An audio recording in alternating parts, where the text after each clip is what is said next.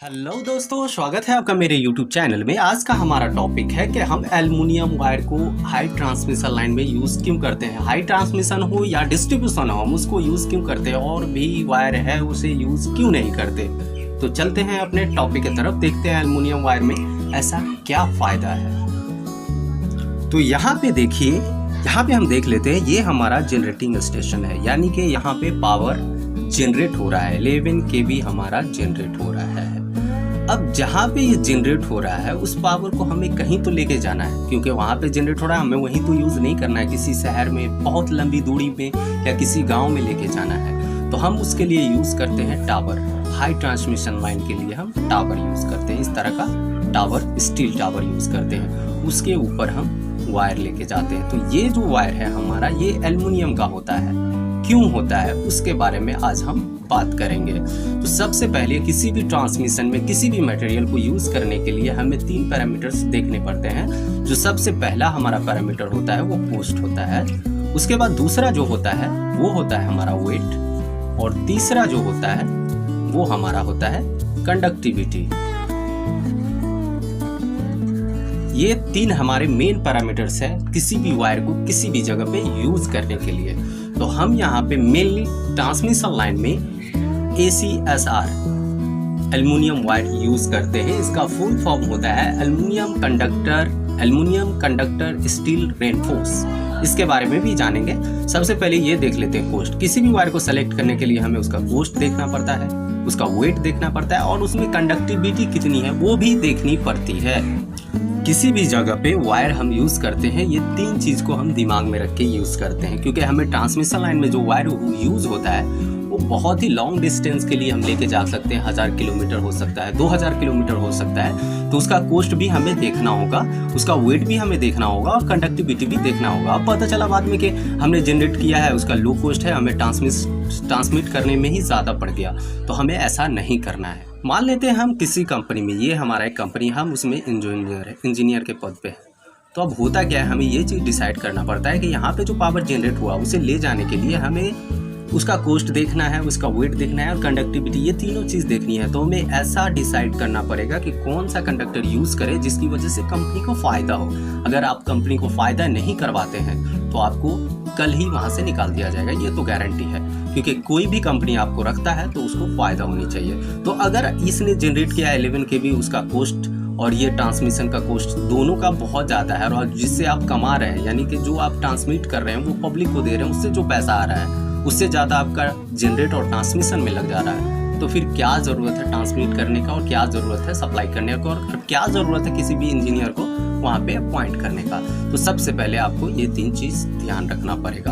अब हम बात कर लेते हैं कि हम कौन कौन सा कंडक्टर यूज़ कर सकते हैं। तो फर्स्ट हम देख लेते हैं, हम गोल्ड यूज़ कर सकते हैं। तो ये तो इम्पॉसिबल सा लगता है भाई, पहनने के लिए तो गोल्ड है नहीं, यूज़ कहाँ से करेंगे। सिल्वर यूज़ करते हैं, ये कंडक्टर है, यूज़ नहीं करते, एक कंडक्टर है। कॉपर हमारा कंडक्टर है, आयरन भी हमारा कंडक्टर है, ये सब आपने पढ़ा होगा। और एल्युमिनियम भी हमारा कंडक्टर है, एल्युमिनियम भी हमारा कंडक्टर। ये 5 कंडक्टर है। इस 5 कंडक्टर में हमें देखना है कि ये 3 पैरामीटर्स किस में ज़्यादा सेट हो रहा है। अगर गोल्ड की बात करें तो ये भाई बहुत ही हाई कॉस्ट है, इसको हम अफोर्ड नहीं कर सकते। ये पहनने के लिए तो है नहीं हमारे घरों में, हमारे लेडीज़ों के लिए, तो अफोर्ड कहाँ से करें। सिल्वर, ये भी बहुत ज़्यादा महंगा है, कंडक्टिविटी अच्छी है बट महंगा ज़्यादा है। कॉपर, इसकी कंडक्टिविटी अच्छी है बट कॉस्ट इसका बहुत ही ज़्यादा है। आयरन, इसमें लॉसेस बहुत ज़्यादा है, इसका वेट बहुत ज़्यादा है। एल्युमिनियम की बात करें तो एल्युमिनियम हमारा जो है ये तीनों पैरामीटर को सेट करता है। इसका कॉस्ट लो है, इसका वेट लो है।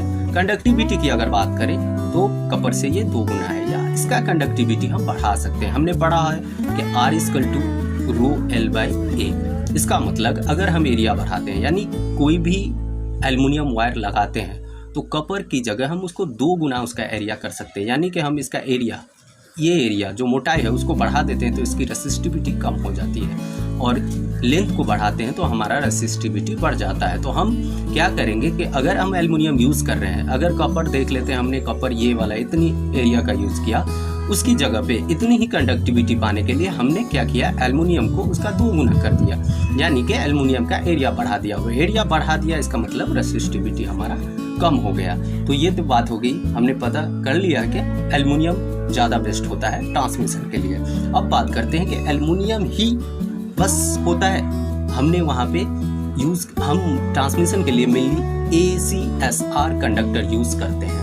तो इसमें क्या होता है, इसका फुल नेम होता है aluminium conductor steel reinforced. Steel reinforce पे ज़्यादा जोर देते हैं। स्टील रेनफोर्स का मतलब क्या होता है, इसका मेन वजह क्या है कि इसमें जो है बारिश या किसी भी वजह से कॉर्शन नहीं लगता, यानी बिछा नहीं लगता, जिसकी वजह से ये कमज़ोर नहीं होता और मजबूत उतना ही होता है। दूसरी बात क्या होती है कि मान लेते हैं कि ये हमारा पोल यहाँ पे है, ये स्टील पोल यहाँ पे है, इसके बीच की दूरी 100 मीटर है या 200 मीटर है, तो होगा क्या कि अगर हम एल्युमिनियम ही यूज़ करते हैं तो वो उसका जो स्पेन है, उसके बीच का जो स्पेन है, वो हीट की वजह से जब ट्रांसमिशन होता है हाई वोल्टेज हम इसमें ट्रांसमिशन करते हैं तो हमारा वायर हीट होता है, जिसकी वजह से क्या होता है कि वायर हमारा लचकने लगता है, तनकने लगता है, उसमें जो उसका जो स्ट्रेंथ होता है वो कम होने लगता है वो नीचे की तरफ बढ़ने लगता है। तो ACSR कंडक्टर हमारा कुछ इस तरह का होता है। आप इस साइड में देख सकते हैं कि उसमें एल्युमिनियम और हमारे आयरन भी यूज होते हैं कुछ इस तरह से। तो ACSR हमारा कुछ इस तरह का होता है। ये सब जो बाहर का हिस्सा होता है वो हमारा एल्युमिनियम का होता है और जो अंदर का हिस्सा होता है वो स्टील का होता है, यानी कि आयरन का होता है, जिसकी वजह से जब हम लॉन्ग डिस्टेंस के लिए वायर को लेके जाते हैं तो एल्युमिनियम हमारा टूटता नहीं है। क्यों? क्योंकि उसके अंदर जो हमारा होता है वो आयरन होता है और उसका जो स्ट्रेंथ होता है वो एल्युमिनियम से ज़्यादा होता है। तो इस हिसाब से हम एल्युमिनियम का यूज़ करते हैं, ना कि और भी कंडक्टर का। तो आई होप आप लोगों को मेरा वीडियो पसंद आया हो। अगर आप लोगों को मेरा वीडियो पसंद आता है तो नीचे एक लव कलर में यानी रेड कलर में सब्सक्राइब का बटन होगा, उसे आप क्लिक कर दें, वो आपके ऊपर है। अगर नहीं क्लिक करेंगे कोई दिक्कत नहीं। मिलते हैं आपसे अगले वीडियो में अगले टॉपिक के साथ, तब तक के लिए बाय बाय, टेक केयर।